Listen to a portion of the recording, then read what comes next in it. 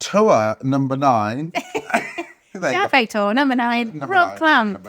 Yes, is this month's podcast. It is indeed. Yes. And we're really looking forward to having a chat with him. And we could just natter here for ages, or we could just get on with it. Just jump and get on with the show. In a rush, diamonds in the rough when we had stones stuck in our shoes. You could have seen it wasn't meant to be, but I was leaving there with you,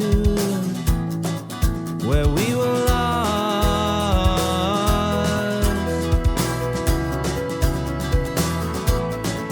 and we had time.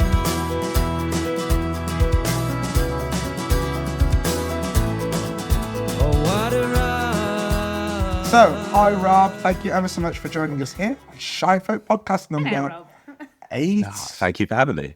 I think it's number 8. I think it's number 8. I think it's number 8. I should have looked that up before. Talk about research. That's all a good start. We're just going to interrupt this podcast nice and early for a fact check. Interrupt. Yeah, we should put some intuition music on. Here we go. It's not podcast number 8. It is actually podcast number 9. 9. Okay, so let's get back on with the program. Back on with the show. No, thank you so much for having me on. Thrilled to be here. Yeah. So do we find you anywhere exciting? Because you've been touring all over the place, or are you back home? Well, Southampton is obviously one of the most exciting places to be, which is where I am. Yeah. So yeah, I'm back home for now. I've taken a couple of weeks to kind of gather myself and my thoughts and everything, and I'm ready and raring to go again. So yeah, it's been a fun. It feels weird that it's already. We're already over halfway through the year already. Yeah, we're July. Yeah. So it's I was pretty tired before I kind of took these couple of weeks off. So now I'm really excited to get going again and get out on the road again. See you guys, of course. Hey, come to the Shires. So what has 2024 been for you then? Oh, it's been an adventure, I guess is probably the best word to describe it. I've had an incredible journey. I've kind of had my biggest show I've ever played was in Southampton. I had my full band come and back me, and we played we hired out this amazing church in Southampton and had a wonderful time. And that kickstarted a UK and European tour. And my van broke down on the tour, which was an interesting time in itself. We were following that on your online. It was like, ooh, and it was like literally the start of the European tour. Yeah, that's right. Yeah, it wasn't far into it, so I had to carry on, plug on through, and I actually made it to and played every single show. Which I was. So how did you get about? Was it public transport or? No, so I had taken the time to pay a little bit extra for kind of insurance just in case something went wrong. Oh wow! Okay. So I'm not going to say that I foresaw my van breaking down, but I was covered for a hire car. So when it did happen, I was luckily enough, I was in a position where I could kind of take advantage of that. But it was quite funny because it did go from the hire car company were essentially saying you have this budget.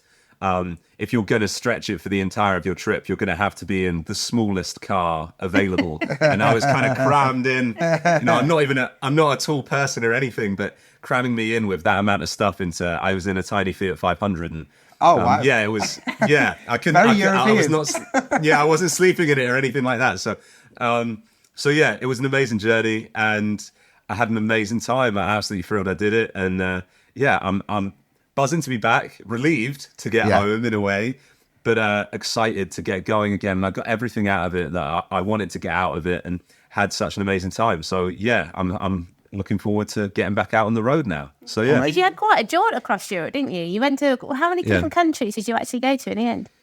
So I mean, I only played in 3 countries, so the Netherlands, Germany, and Czechia. But I ended up in 5 or 6. I accidentally drove into Austria at one point. Obviously, I went the wrong way on the motorway. I didn't read the road signs properly, and that happened. And then Belgium and France as well, and. So I kind of stopped off in all these places, which I really need to brush up on languages. I haven't done that since kind of secondary school. And I didn't even take French at secondary school, but it didn't go down too well, me being in France and not having a word of French to my name. But just smile and kind of nod along and hope it's okay, be polite. And Lots of thumbs up. Yeah, exactly, pretty much, yeah. So we've done quite a few. We love just going across to Europe and then just basically getting in a car and just driving around. And so we did it a few years back, and we knew we were going to spend some time in France. And I actually found the most amazing audiobook about learning French. No way. But it's Proper story. Mystery story. So this guy is told to go over to France to meet someone, and then it just kind of evolves and kind of everything starts to open up as to why he's there, and you're learning the French as you go all the way. But you want to keep going because you want to know what on earth What is going on? He's been given a package to deliver, and you don't know what's in the package. So it keeps you hooked for the whole way to find out what on earth this is all about. Wow. Unfortunately, I then tried to do it for Romania. For Romania, and they've used the same story. I was like, we know it's in the package. They've cheated slightly there, haven't you? Yeah. But it was a very clever way of doing it, I thought. Yeah. You'll have to send it my way so that I can pick it up for the next time I head that way. And then you too can know what was in the package. We should. What was in the package? Yeah. No spoilers on that one. Tell us a bit about your musical journey, Sean. I was going to say it's dangerous on podcasts because I'm one of those people where I always used to get told to stop talking. So you've got to be careful the kind of question you ask me. Okay. But I'll do my best to. So if I go on too long, tell me to shut up. It's absolutely fine. I don't know. I didn't take music particularly seriously until I was about 25 years old, 24, 25 years old. And I always kind of liked the idea of playing music. I kind of played casually, still played in pubs and bars. And I went to Australia before I went to university, but I never did. I was never taught anything musically. So I'm entirely self-taught. And I was actually big on sport when I was really young. And I was watching the Super Bowl when I was 14 years old, and Tom Petty and the Heartbreakers did the Super Bowl halftime show. Nice. And that it was that got me into it because I was injured at the time. I couldn't play any sport. And I kind of didn't really think that it was ever going to be a serious career up until I was about 24 years old. And it was always this thing that I'd loved, but it didn't go away. And by that point, I tried several different jobs. I traveled a lot. And I kind of realized it was actually the main thing. I think the thing about a passion is that you don't necessarily know it's a passion until you've done it again and again and again, and you still love doing it. Some people say they're passionate about something, but they haven't properly, jumped in the deep end with it. And it was only when I properly jumped in the deep end with it that I'd done all these jobs that I wasn't massive on, that I realized this is actually what I want to be doing with my life. So it's quite interesting because I'm at a point in my career where I'm 31 years old, and I've been writing my entire kind of adult life, but I hadn't actually had like either the ability or the time. I didn't invest it enough to record the music. And I guess maybe I've got a slightly different influence because of the fact that I've kind of held back a little bit and then kind of gone so full on slightly later. And so I've kind of always been one of those people where I've been consuming music. I know all musicians consume music, but there was a decent period of my adult life where I genuinely never thought I would be playing music on a stage. So I always went and enjoyed it for what it was. And now I try and take the little bits of all the things I went and used to love and never dreamt of doing, and now I'm trying to go and do them. So, the people like Tom Petty and the Heartbreakers, Bruce Springsteen is a massive influence of mine, and Jason Isbell is probably the most recent one that's influenced me so heavily. And so I'm a bit of a weird person in that sense. I've lived a fair amount, and quite a lot of my songwriting and my storytelling comes through that because I feel like maybe I've had life experience that I've been able to input into the songwriting, and that's probably a good way to sum it up. And that's probably a good time to stop me as well. Otherwise, I'll tell you too much. That was very succinct. Yeah. You've done that before.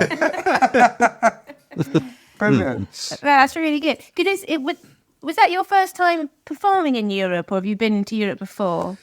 So this is the weird thing because I didn't really jump into it. So I've kind of I've done cruise ships. I've played on cruise ships before, and I've also been out to a couple of festivals in Bulgaria.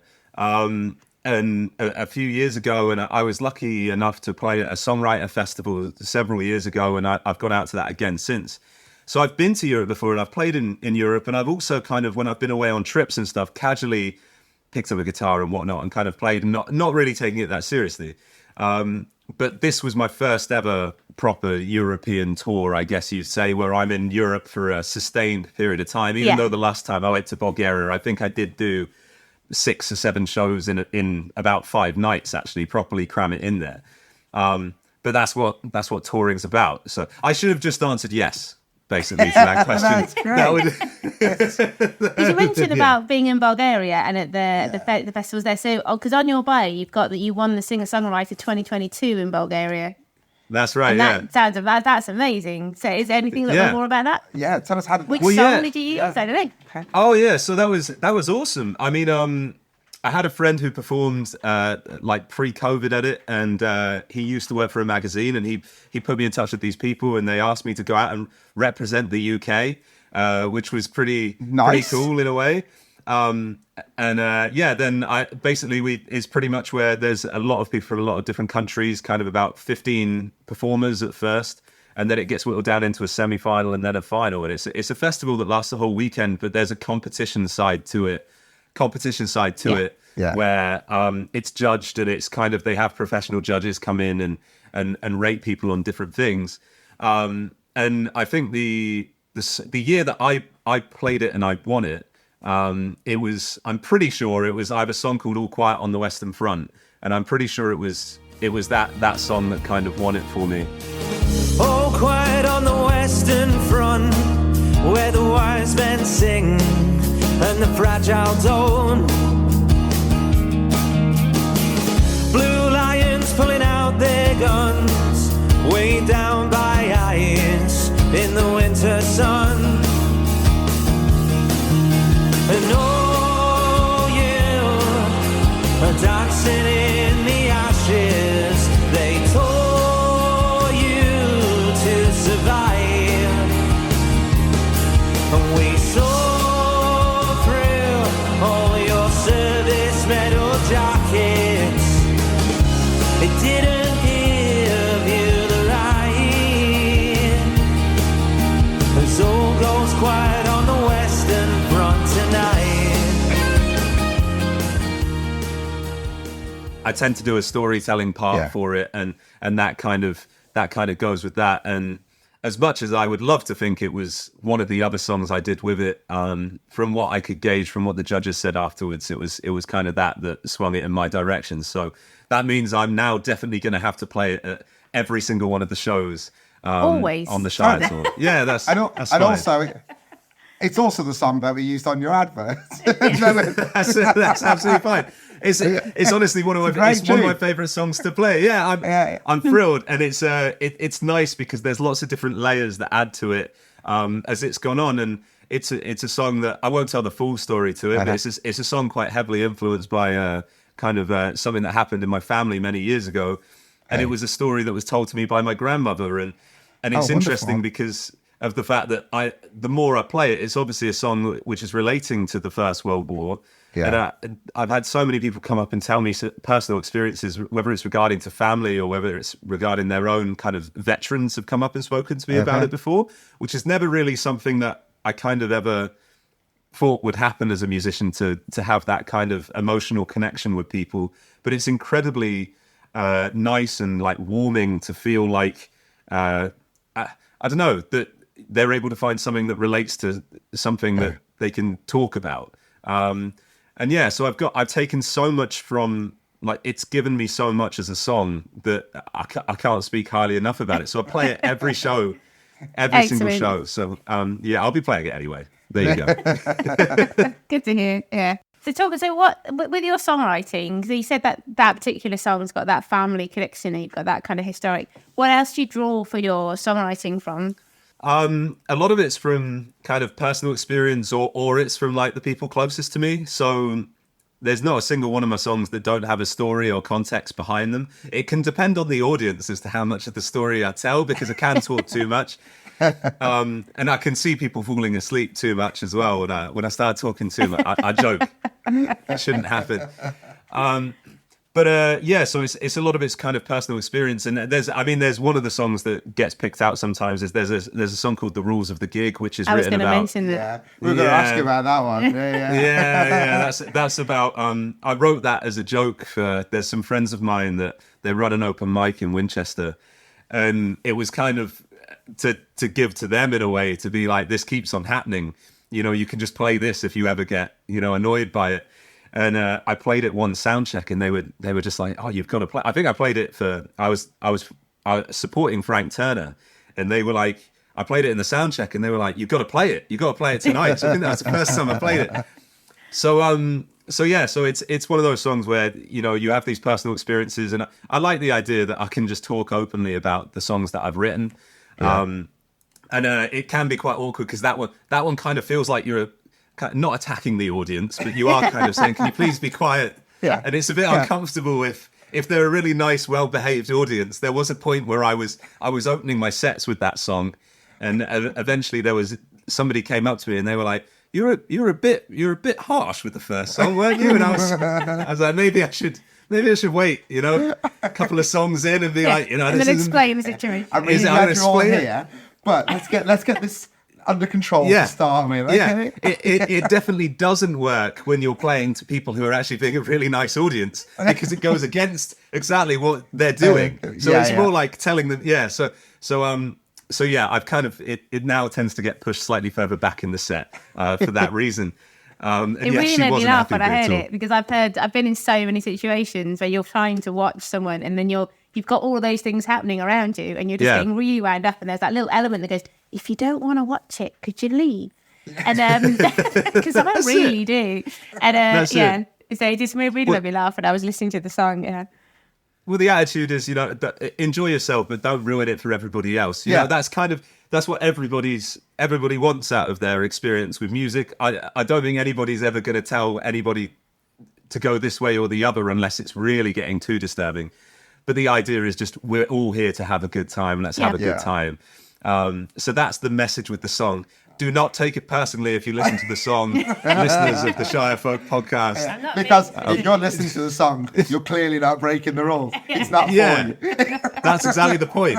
That is the point. If you can hear the words, you're not the problem. Yeah, there you go. Yeah. Excellent. Please do your best to have some patience. We don't want you leaving with your face on the pavement. Security are here to keep you safe. Do them a favor, don't misbehave. Know your limits, don't drink too much. We don't want to see what you've had for lunch. Break up the booze with a glass of water. Have a bar snack when you place your order. And I know sometimes it's hard to tell. Even good people forget themselves. And sure, you'll enjoy yourself, but please don't ruin it for everyone else. So you did the Isle of Wight. You just come back from the Isle of Wight. I did, yeah. So how was that? It was really good. It was a really cool experience. It's a massive festival, and it's kind of surreal to go over and play. I've been going there. I mean, I haven't been going there for about the last 5 or 6 years because I just haven't had the chance to go. But I went there pretty much between the ages of 16, 17 to about 23. So, it was really, really good fun. And I had an absolute blast. I managed to pick up a cold at the end of it somehow, even though it was about as hot as it's ever been. You come back, how does that happen? Like, you just come back with a cold. Isn't it? Yeah. And I'm always like, how am I ill on the hottest time of the year? But there you go.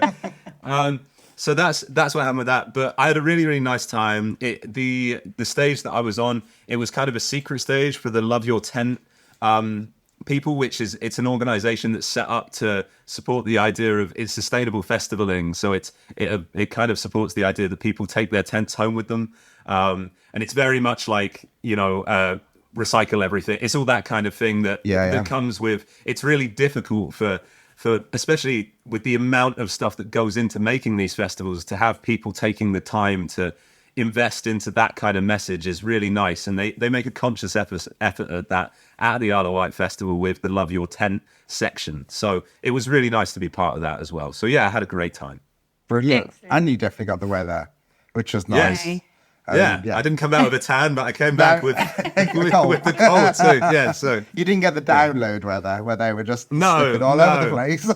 No. That was just horrific, that looked. So we had Katie Spencer last month, was the ShireFolk artist, and she mentioned you both been on the bill together at some point.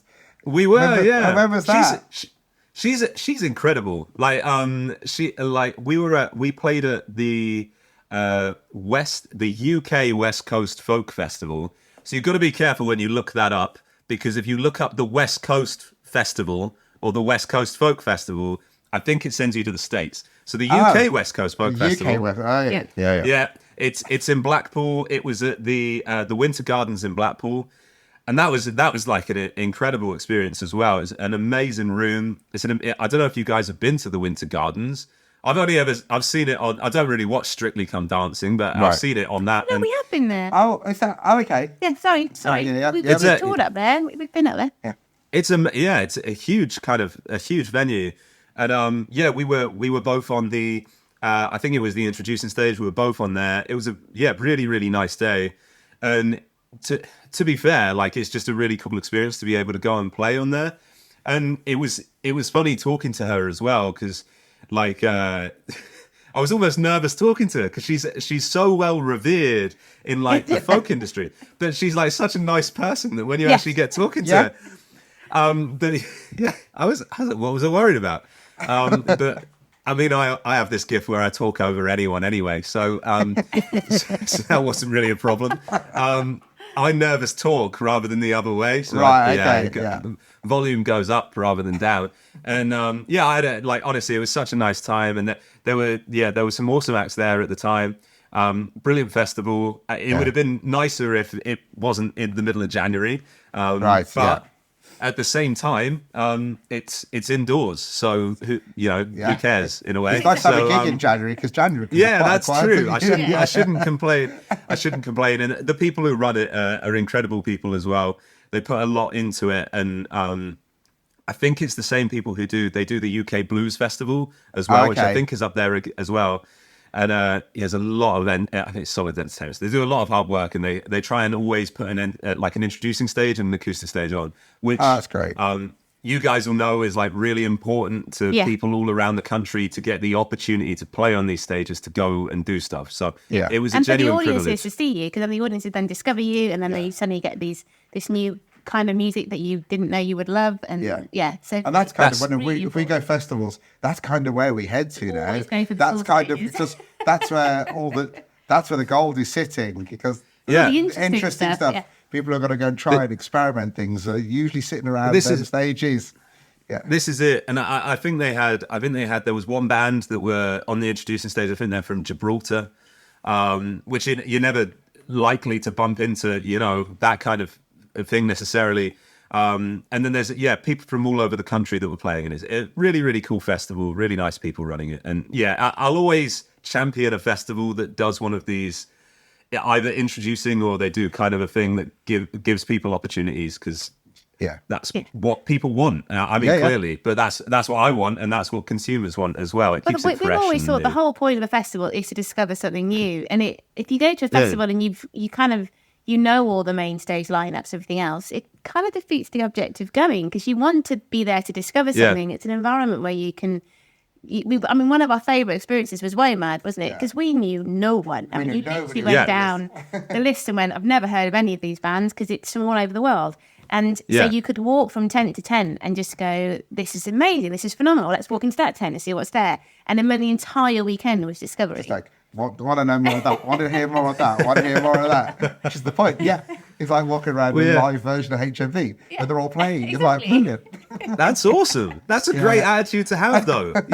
I want you at every single festival I do. That would be handy. And the good thing is, if you don't necessarily know all the artists there, you never feel like you're missing somebody. Yeah. So if you know all the big acts at a big festival, you always feel like you're compromising. Well, I can only watch half of that because I want to get over there to watch that. You always feel like you're running somewhere rather than just relaxing and enjoying what's in front of you. That's a really good way of looking at it. Yeah. No, fair play. Okay. So I do like the analogy of it walking it's like a live record shop. it is like a live record shop. That is cool. So I can see a guitar in the background. What is your guitar? What's your main axe? Well, I mean, my main guitar is actually, it's a Martin, and I don't even know what kind of Martin it is. It's about 15, 20 years old. It's actually my brother's guitar. Don't tell him I said that because he'll want it back. I've been borrowing it. It's been on lease for about 8 years. This one behind me here is a Cremona, which I actually won that at the Bulgarian Songwriter Festival, which was pretty cool because that is a Bulgarian Martin. I've been told that's kind of the similar kind of style they go for. Really deep, really warm tones, and so I have got a Taylor, but it seems that a lot of acoustic musicians they seem to be either Taylor people or Martin people, or there's plenty of brands. I know this isn't the BBC and we can advertise for everyone, but there seem to be people who play with Taylors or they play with Martins, and I'm a Martin person, but a lot of my songs are written on a Taylor, and I'm not sure why that is. It's just that I find it weirdly therapeutic to play that guitar. I've had it for long enough, and it kind of sits naturally to me, but I get so much warmth out of using a Martin that it kind of helps. And especially when I play with a stop box under one foot and a tambourine under the other, and it kind of helps kind of fill out that sound. It gives it a bit more of a bassy, warm sound that maybe a Taylor is slightly better if you're strumming and you're playing slightly, I think, like kind of slightly smoother. I think it's quite a smooth sound. Whereas a Martin, it's quite a finger-picking, percussive kind of guitar, to me anyway. And that's what I tend to go for. And that's one of my favourite things. I mean, do you guys have a preference, or should I leave the Martin at home, or is there... No, I've got a Martin hanging up on my wall. I've always found, like we've always said, each guitar's got its own voice. And so for this particular song or for this particular project, that's the guitar for it. But for this thing, I need a different voice with it. So I use a different... It's strange because when I play with the band, my drummer also plays banjo. So he's a great guy, but he's very diverse with what he could do. And he will go from drums to banjo. And so often, and a lot of the stuff that we've been working on recently, or I've been writing anyway, it's kind of it's written with that in mind. It's kind of more of these high-pitched riffs that a banjo could come in and complement. Which is, it's interesting trying to write with a banjo in mind, but it adds to the depth of the song, hopefully, anyway. So how often do you get to go out with the band? So we play, generally speaking, I mean, 95% of my shows are solo. Like, the vast majority are solo. Just logistically speaking, it's just much more practical for me to do it. It's a slightly different dynamic as well, because if you're playing with a band, it's normally to I don't want to say it's a difference necessarily in one being a seated audience and one being a stood audience, but I do tend to find that if you have a listening audience that's trying to get involved in the songwriting and the lyrics and you're trying to tell the stories in between, you can do that with a band, but we try and bring quite a lot of energy when the band are involved. So it tends to incorporate this idea that it would get you moving. So you're obviously welcome to come and listen to the lyrics and take away from it however you please. But it tends to be if we're playing to kind of a more of a party atmosphere kind of audience, then that's what we would do with the band. But if it's more of a listening audience, then it tends to be more suited to the solo stuff. Because as you're finding out right now, I've got so much to say about my music that I will happily sit and talk about it. So you may as well have to put up with that. Basically, that's it. That's great. That's the whole point. And so, when did the foot stomp enter into your vocabulary? That was about 2.5 years ago. Maybe 3 years ago. I mean, I don't know. Yeah, 2.5, 3 years ago, something like that. I was quite down because I'd been from about 24, 25 onwards. I'd worked really hard, gone out, played lots, and I was playing every open mic I could and feeling like there was maybe a reason why you send a lot of emails and you send a lot of messages to people and often you're left on read, or you're trying to get in touch with people and they're not coming back to you. And And I kind of wanted to reset and kind of think to myself logically and be like, there's got to be a reason why, and it's because maybe I'm doing something that isn't typically that unique. And I think that I felt that I needed to go away, take some time off from performing, and essentially work on what I was doing. And I went away and I tried loop pedals and distortion pedals and all kinds of pedals just to try and like find something that would suit the style of my writing. And I asked for a stomp box for my 29th birthday, I think 28th or 29th birthday. And what arrived, and from there I was like, I kind of, as soon as I sat down with it, I kind of knew it worked, just straight away. And it was kind of with the percussive finger picking that I do with the Martin, it just blends really nicely, and it kind of added so much more to it that I didn't have. But then I was starting to find that with my right foot doing something, my left foot was feeling quite lonely. Lonely. And you can't have lonely foot syndrome. No. You've got to do something about that. I mean, it depends on your profession, I guess. But no, like there was a so I remember like quite a lot of the gigs that I was playing at the time. I was playing, my right foot would play the stomp, and my left foot would just automatically, it wasn't playing anything, but it started just doing the same thing.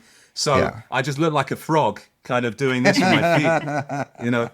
And I kind of realized, right, like I'm going to have to kind of do something about this. So I went away and then took some more time to work out how to get the tambourine on the other foot. And then I think once you've got it, you've kind of got it in your head. You see there's a fair few people who do it, but it's really good fun. Like I love it. It gives just a bit more of a full sound to the work. And whereas before it felt like in certain rooms you were slightly drowned out. It doesn't feel like I'm battling the sound anymore. It feels like I'm right where I should be, and feels a lot more balanced, and I feel so much more comfortable kind of even talking about the music in between the songs. And it's it's easy to argue that when you're at a point where you're able to go and play to listening audiences, it's not necessarily as effective, because you may not need it for the full set. So you wouldn't necessarily play it all the time, because the audiences are generally taking in what you're actually doing. Yeah. But certainly in those rooms where you're battling the audience, coming back to me battling the audience, but in those rooms when you're working with the audience. Combat in my head now. Yeah, that's it. Battle. I need to struggle to sell some tickets at this rate. Yeah, no, but when you get into that kind of, in those kinds of rooms, you do need something that's maybe a bit distinctive, and that's what I felt it brought up in that sense, and it's been nice because it's meant that whereas before for my music, it's quite like if I was playing and I was going to support somebody, it would pretty much have to be an acoustic act. Whereas now it feels like I could support anything from an acoustic act up to a full band, and it's kind of a pretty happy medium to get people going in certain audiences, and depending on the room, it changes the dynamic of the songs. music so much, doesn't it? Like you say, the sound becomes full, and within your own set, I can imagine it must enable you to kind of bring up the sound and drop night and day it. feeling. It's so much nicer because the impact of playing a slower song can be lost if the rest of your songs are already don't have that rhythm being carried through. Whereas now it's like I can play a slower song and it's obvious that it's the quieter part of the set, and I can do it that way. And I've loved having it, and I feel so much more comfortable playing with it. And I'm trying to work out a way where I can kind of stand up and play a bit more, because I do tend to play seated quite a lot of the time. But it's really, really good fun, and absolutely love playing with it, to be fair. Up in a castle, we're under siege. I didn't mean to catch your breath.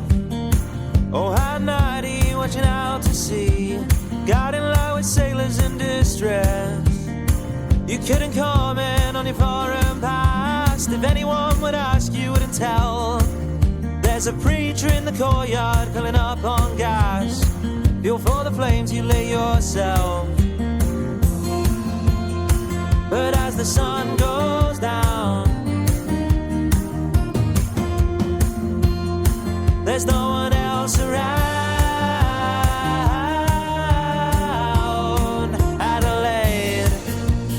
The album Lost Souls, So, launched in March. Was it March you launched it? Yeah, March the 1st.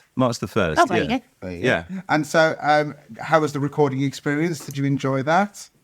Are you a natural? Do you find the studio a natural environment, or is it like I'm a live person? I need my audience. I am a live person. Like the guys that I work with, it's a studio called Sunrise Sound Studio, which is out. It's out near a place called Andover, so it's pretty much in the middle of the countryside.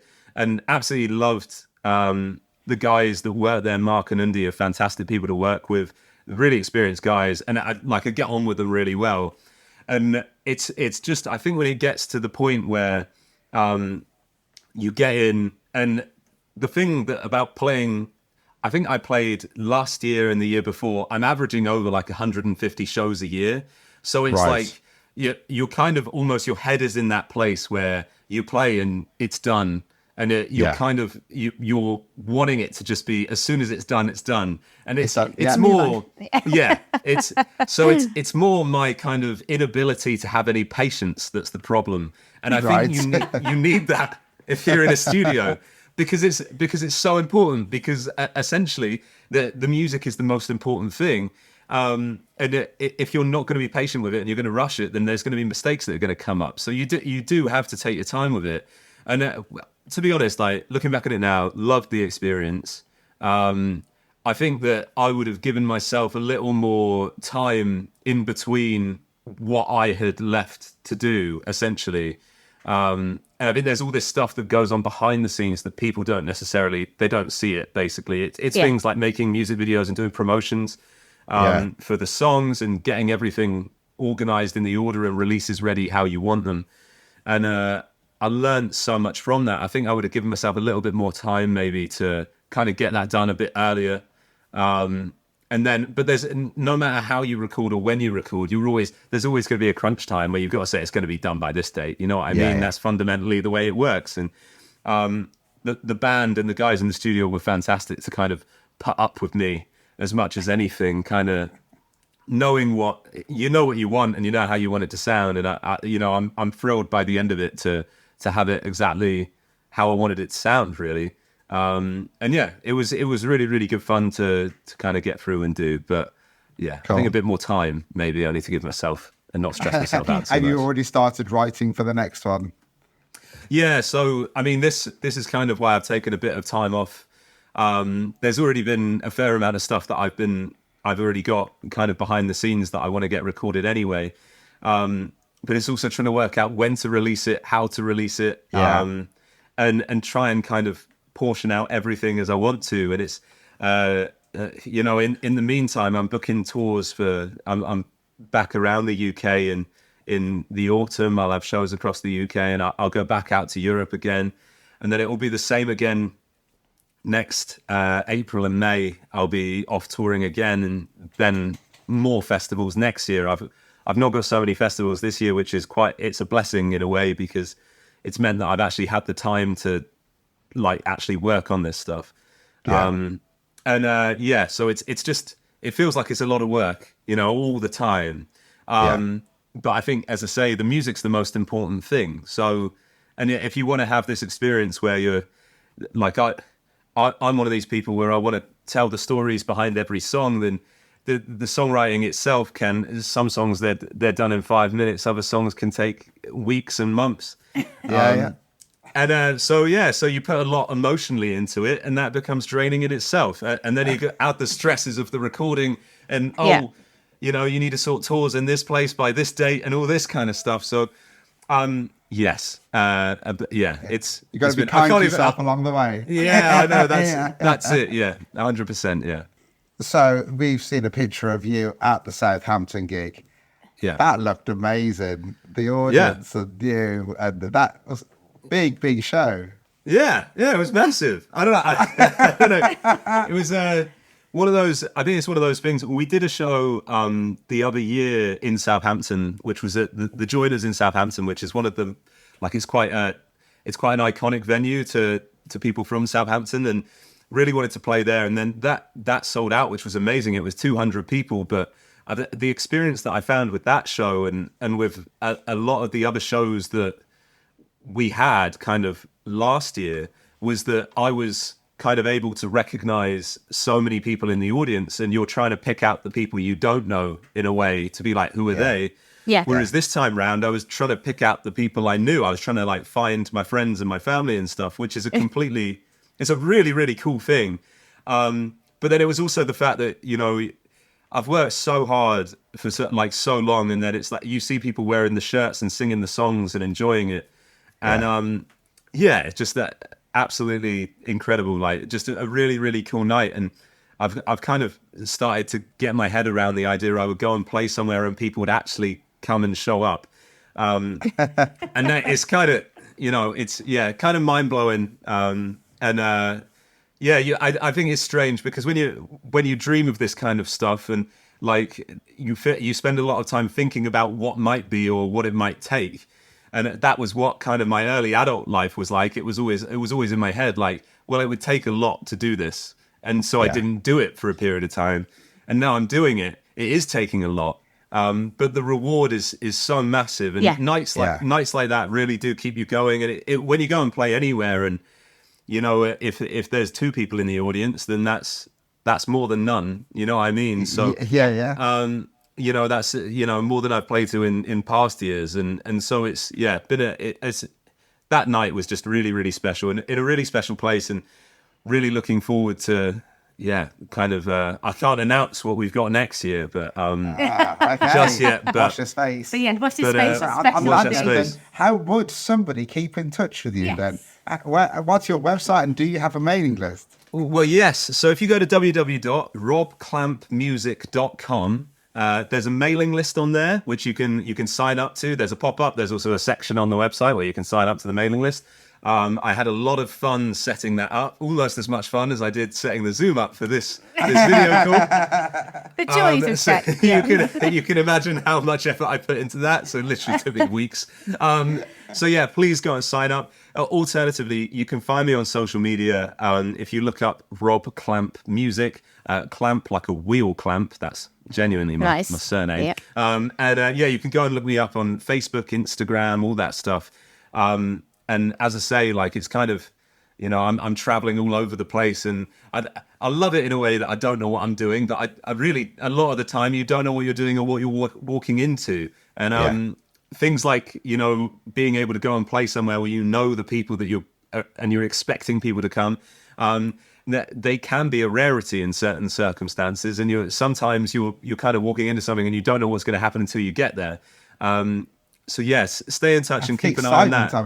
It is that. I mean, it's just, it's honestly, you don't know. Yeah, you don't really know what's going to happen from gig to gig, and I kind of, in a way, you've got to love it because it really keeps you on your toes. Because sometimes you will get somewhere, and the last tour, it was like, you know, a lot of my following is around the South Coast, so the shows did really well around the South Coast, and then if you go further north, you know, there wouldn't be quite so many people coming. But like, I'm absolutely buzzing that there's still, you know, 20 or 30 people in a room in a city I've never visited before. That's really exciting to someone like me. But then I'll go somewhere else, and then it will be, you know, oh, we've sold out 100 people, and I'll be like, well, I've never really been here either, so I don't really know how it works. Yeah. So it's really like, it could be like this, and there's my heart rate wants it to be like this, but then there's like the adrenaline junkie in me where I'm like, you know, if there's two people there, I could take requests all night, and then that'll be, that's exciting. And it's building your audiences, like, isn't it? If you go to new spaces, the whole idea there is that you're going to start to generate that new audience. And that is the beauty. And as much as we have the issues with streaming services and things like that when it comes to supporting artists financially as a way of discovering a new artist, it just opens that world right up, and then you want those people to then come, and if they support you, then actually physically buy your album and all the rest of it. But it is as a portal for finding new music that you wouldn't otherwise have access to. It is actually completely opened up. So like, say for example, you'll be coming up from Southampton up here to the Shires, but already people can now listen to your music in advance of you coming up, which they wouldn't have been able to do before. So I think there's pros and cons to it all, but I think as a way of opening up to new audiences, it's very useful. No, it's true, and it's kind of, I found that even for the shows across Europe as well. I was having people come to the shows and they've seen I'm playing and they've looked up my stuff and then they've come and watched me, and they probably wouldn't have had that opportunity if it wasn't so readily available to them. Yeah. So it does give you a bit of kind of, I don't know, it's one of those things where there are positives and negatives with it, and the reality is it exists. It's the world we live in. Yeah. We've got to as the people who are part of the performing side take what benefits we can from it. So that's it. I love being able to go to shows and kind of, people will know some of the songs, but then at the same time, there's part of me where I kind of like going, and sometimes people don't know much about you because you can give them something that they wouldn't have been expecting. So it's kind of perfect in a way. It's a nice balance. Yeah. Have you been to Shropshire or Herefordshire before? So I'm pretty sure that I used to get the train through. I went to university in Aberystwyth, so I think I had to drive and go that way and get the train through there. And I'm pretty sure I lost a tyre somewhere outside of between Lempster and Hereford. I was on a detour. That sounds about right. Somewhere in the middle of the night, and a farmer stopped to help me at 1 a.m. Oh, so nice. I like that part of the world because of the fact that one farmer that saved me at 1 a.m. Go farmer. But Let's see if he comes forward. There you go. Yeah. But yeah, so I've been there, but not spent an extended period of time, really, shall we say? So, but I've got a couple of friends that way, so I'm messaging them to try and badger them to try, because there's a fair amount of people who come from kind of Shrewsbury area that go to Aberystwyth University. So I'm trying to, but they're now kind of all dotted around. As people do, they go to uni, and then there's some of them come home and some of them don't. So it's hard to know. Not far from Bridgenorth at all. Yeah. No, I was so I'm trying to try and nudge people in the right direction to get one or two of them down. So hopefully I can share a whiskey with one of my friends from uni at one of them. That would be the aim. Excellent. That'd be ace. Well, thank you so much, Rob. Really appreciate you spending so much time with us. And we're really looking forward to having you over in the Shires for 3 nights of foot stomping music. Yeah, it should be really good fun. I'm looking forward to it. Yeah. Thank you so much for having me. Thank you. Just let me go. I won't fly if the sun too close. Go, fly away. Just let me go. I won't fly if the sun too close. Go, fly away.